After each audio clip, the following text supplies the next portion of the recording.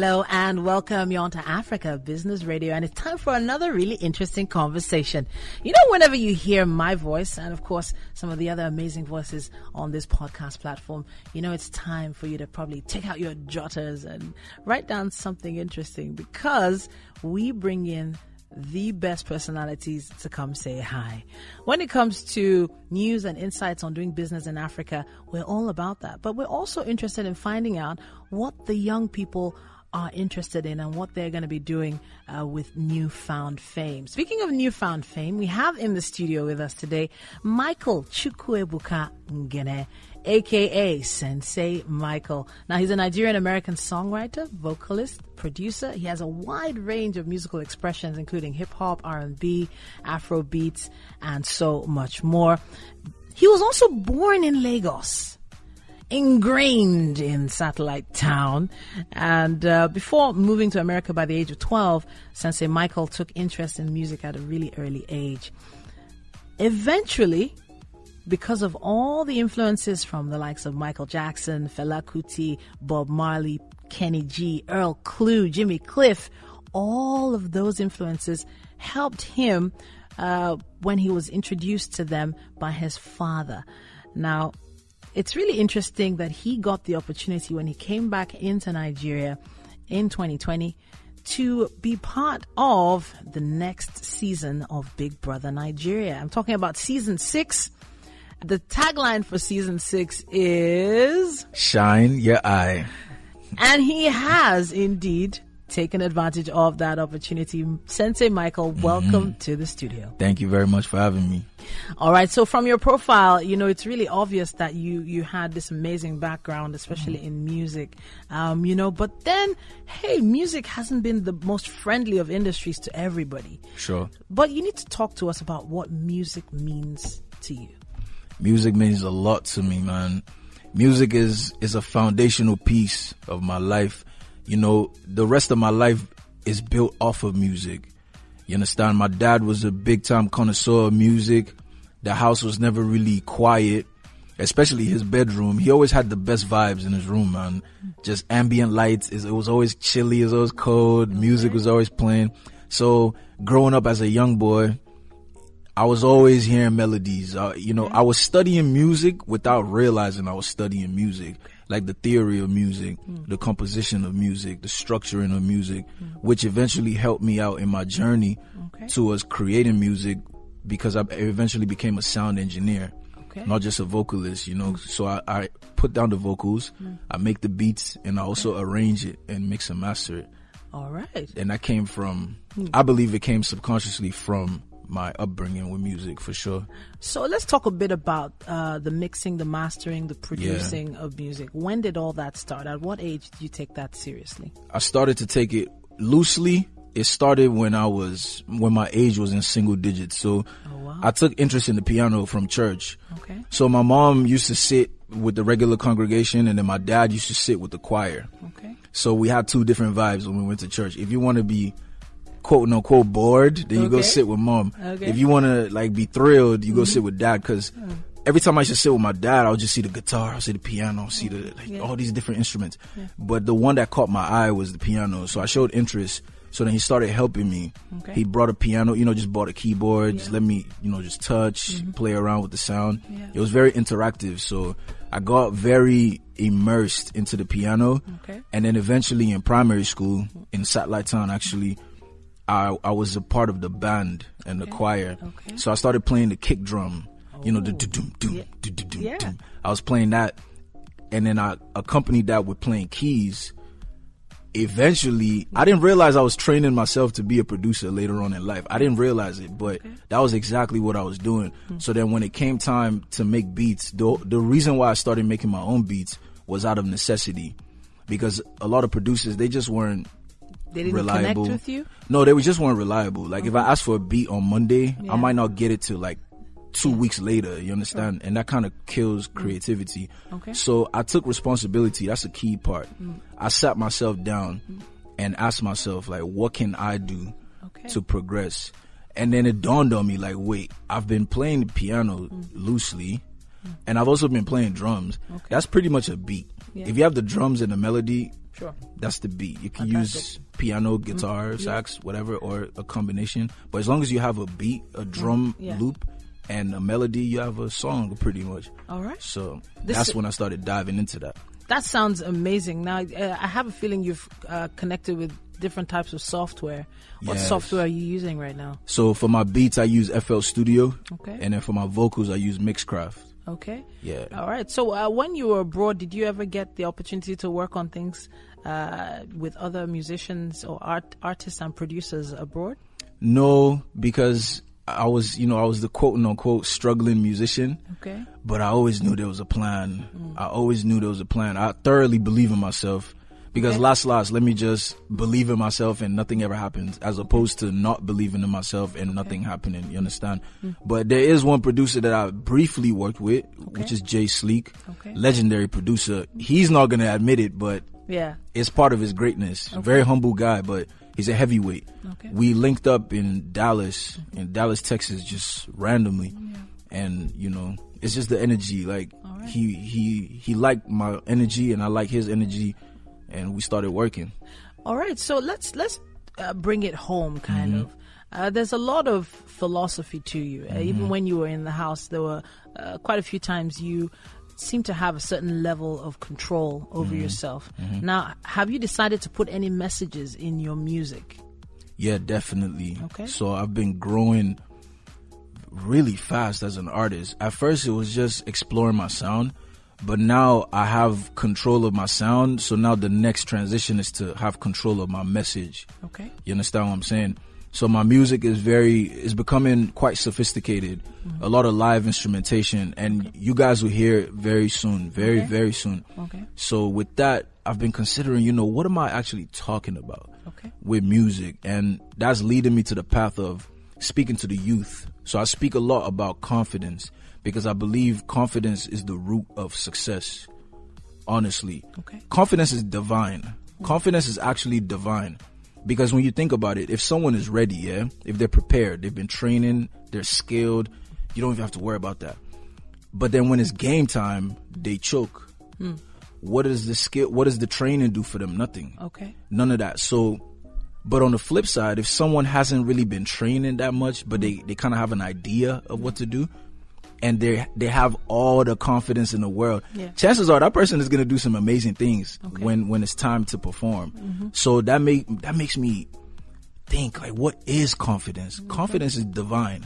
You have to have it, and when you have it, you have to nurture it, you have to grow it. You understand? So I think that's my message to the youth, is self-confidence. So I have a feeling some of those songs that are coming out are going to be working towards that message. But there is that temptation, though. The industry is one that, in the end, it's not every really deep artist that makes the most money. So is money a real crucial factor for you when it comes to your music?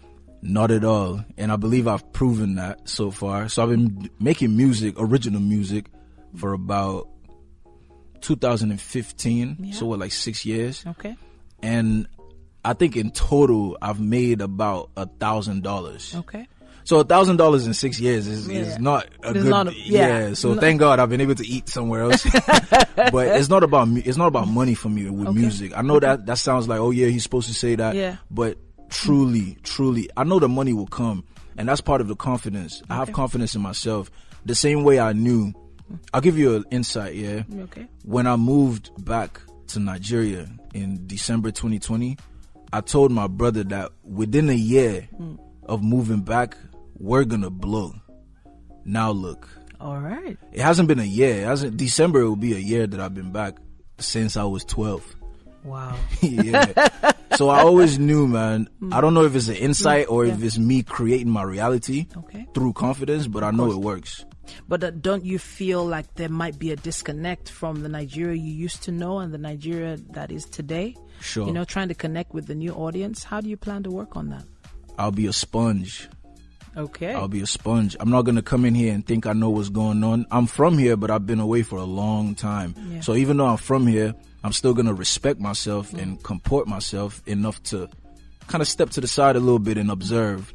And then just like the theory or the philosophy of a sponge, I'm going to soak in all the game. Okay. This is the reason why I want to link with certain people. It's not even about what we can produce. I just want to have a conversation. Okay. Because that's part of the water entering the sponge. You understand? Yeah. So that's my, I guess, my MO, my modus operandi. You understand? My means of operation is to be a student. I'm playing this. I know I'm Sensei. Yeah. But I'm the student. The student teacher. Exactly. Which is the greatest form of a teacher. A great teacher is a lifetime student. I'm wondering about the people you want to connect with. Who are those people that you really want to speak to based on their business acumen and what they've made of themselves in the industry? Who are those key figures that you want to connect with right now? Well, first and foremost, shout out to the Don. Don Jazzy is definitely on the top of my list. I rate him highly because when I was away, you remember the Mohis records? Yeah. I didn't know what was going on. I was in America, you understand? And at that point, there was kind of a disconnect, subtle disconnect. And I started hearing about Mohis records, The Banj, Don Jazzy, One Day Cool. Like, who are these guys? I didn't know them. And then when I was hearing the songs, I was like, wait, this is not the Nigerian music industry that I remember. Yeah. So I saw them as progressive. Like, these people had a vision. And they came in, and I realized like the spearhead of that was Don Jazzy, and the way he has transitioned from an artist / producer into a label executive and just an all around influencer in Nigerian music and African music at large.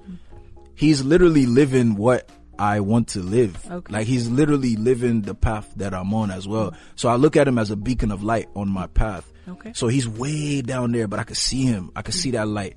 So, and the thing about light, it has gravitational pull to it. Sure. You understand? So being on the path, if he can allow me into his cipher, into his space, I know I could learn a lot from him. Okay. You understand what I'm saying? I get that. I get that. But there's this whole air of being popular and what's the word? I'm trying to find the right word to make it not sound like, there's this air of wanting to be in the limelight, sure, as opposed to actually doing proper business. Have you had any kind of insight or training or mentoring into the business side of music as at right now? And if not, what plans do you have towards that? Oh yeah, definitely. Well, I do have, some type of acumen in that, but it's not enough to not keep learning. I would like to learn more, of course, especially in the African music space, because I have my experiences in abroad. So I own my own label. I'm signed to myself, my own creative agency. So I've been distributing. I work with a distributor. What's the name of the agency? Sunday's View. Oh, Sunday's amazing. View, yeah. Really? So my name is Sunday and my dad's name is Sunday as well. Sure. So it's like my perspective / is an ode to my father as well. Amazing. And also with Sunday's the best day of the week. It the is. Most energy. It's usually sunny. It's usually it's the a nice day. beginning of the week as well. Exactly. Yeah, that's where it all starts. So it ties into that. But yeah, I have some knowledge in that, the business side of music, like the business lawyers, the mechanical royalties, publishing, this, that, and the third. Yeah. But I would like to learn more, especially as it attains to Nigerian music industry. Of course. I'm so pleased that you could take out time to come talk to us. Sure. Honestly, I know that the media rounds must be really telling on you. Yeah. Seriously, yeah. But what have you noticed about the response that people have had to you, especially when you begin to talk about your plans for the future? It's been a pleasant surprise because, honestly speaking, I wasn't expecting to have fans. Really? Honestly. Okay. Maybe it's different. I know I could say that and people be like, what? How can you even think that? But from the inside, I wasn't expecting it because, first of all, I came in 2 weeks into the show. Yeah. And I kind of knew I wasn't going to go into like top 5. And I knew I was just going to go in, like get in and get out. So I figured, okay, I'll get in, get out, and then build from scratch. Okay. But I came out, everywhere I went, people knew who I was, and it was love. Yeah. So it was a pleasant surprise, and I'm really, truly, highly appreciative of my fan base. All right. So what's the weirdest thing you've heard? Like the weirdest thing you've heard when people make reference to you? Like odd, something that's odd. Yeah, really odd. That's a good question, actually. Yeah? That's a very introspective question. Well, based on my experience and my time in the house, I think the oddest thing that people are asking me is, you know, like what's your triangle? Like your pentagon. What's up with you and Jackie? What's up with you and Angel? What's up with you and Peas? It's like, I don't understand. Okay. You know, I thought it was pretty clear who I want, who I'm into, like that, on that level. And there's nothing against all the other women. Like, they're fantastic women. They're catch for anybody that's interested, for sure. But as far as, like, any type of meddling going on, it's not that. Okay, it wasn't that deep. So are you linked to anyone right now? Were you linked to someone before going into the house and when you came out? No, I was 100% single. Okay. Going into the house. You're saying past tense.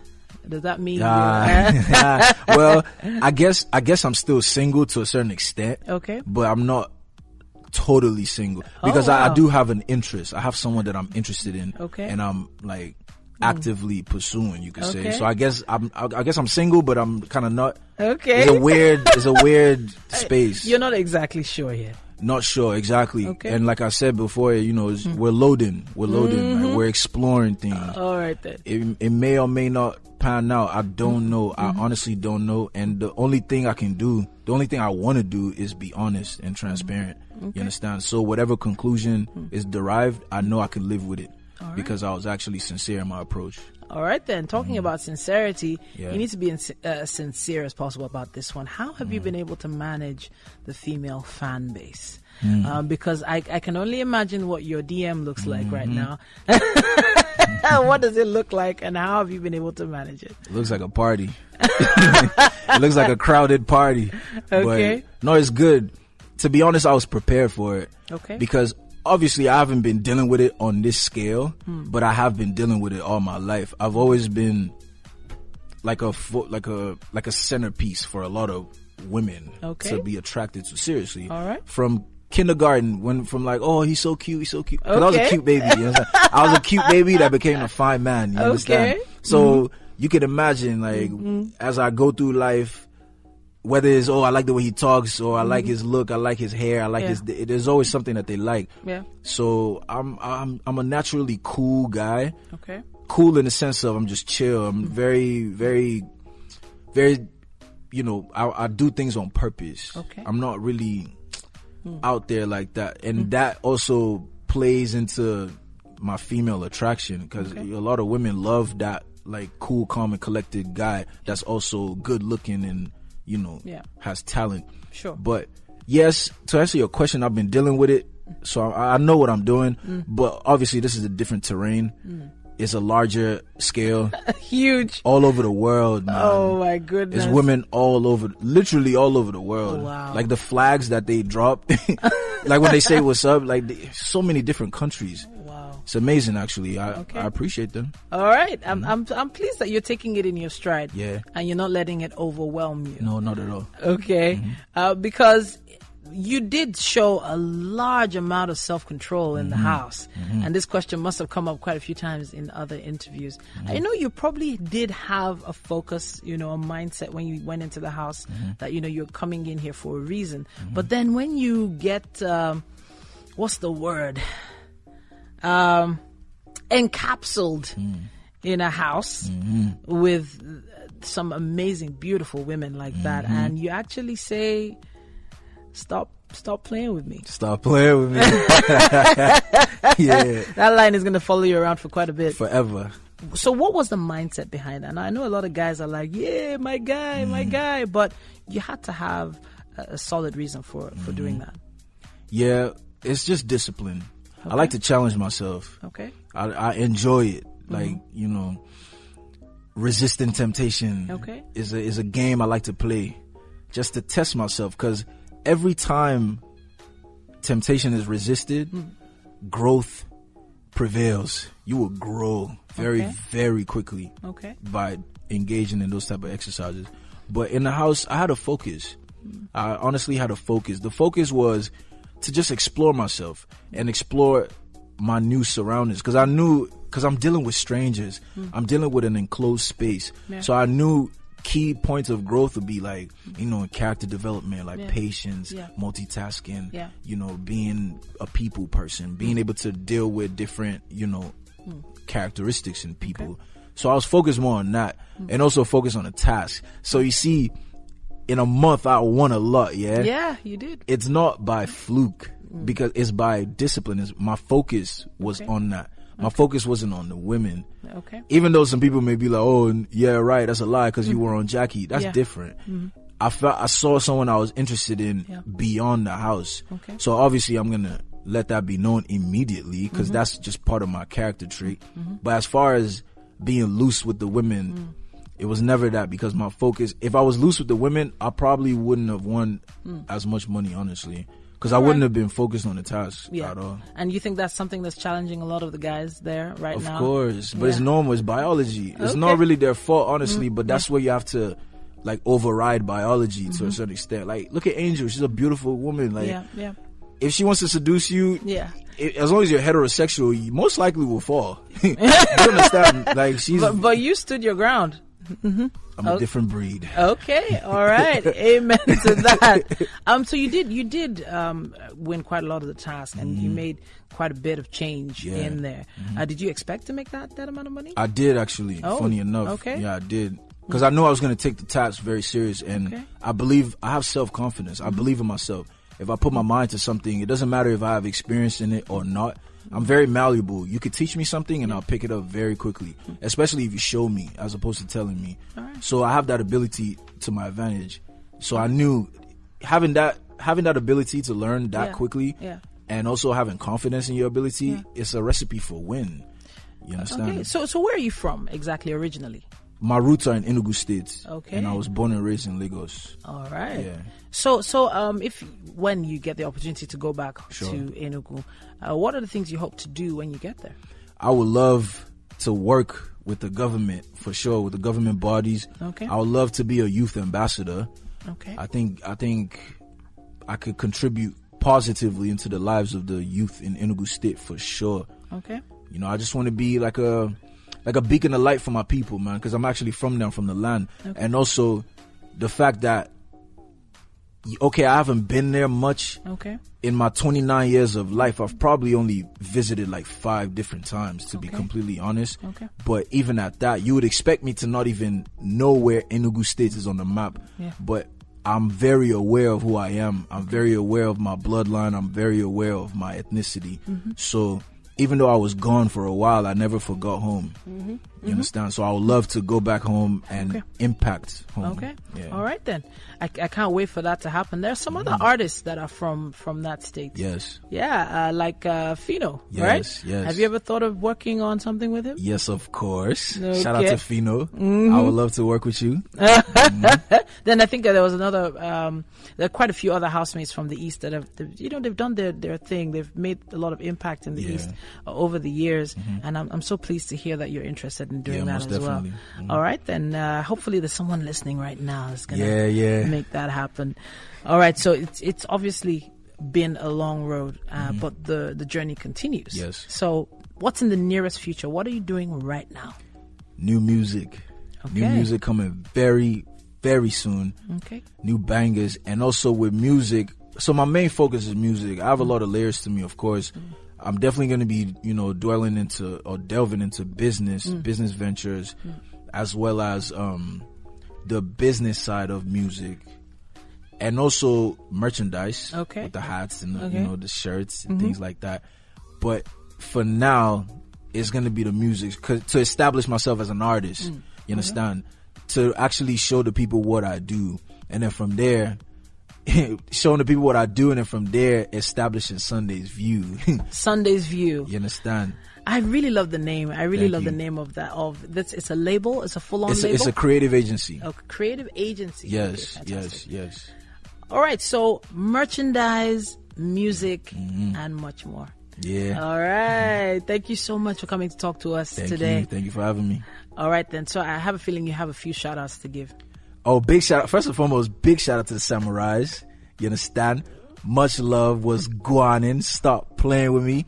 Big shout out to Big Brother Nigeria, to the production team, to everyone that's involved, man. I appreciate the opportunity for letting me on your platform and growing from then on. I appreciate my family. I appreciate my supporters. I appreciate you. I appreciate everyone that's given me an opportunity, man. Everyone that will give me an opportunity. Big shout out to you guys. We only have this one life that we know of. So as we're here, as we're living, as we're alive, we might as well, testify that this is a good time to be alive, you understand? And maximize our talents. And this is what I'm into, man. So I'm filled with gratitude. I'm filled with thanks. I'm filled with adoration. And I'm looking forward to what's next, man. Let's get it. Oh, thank you so much for coming to join us right here in the studio. A big shout out to everyone who's listening right now. You can always connect with us at Africa Business Radio. That's Africa Business Radio on Instagram, Facebook, and LinkedIn. And of course on Twitter at Africa Biz Radio. We can't wait to hear from you.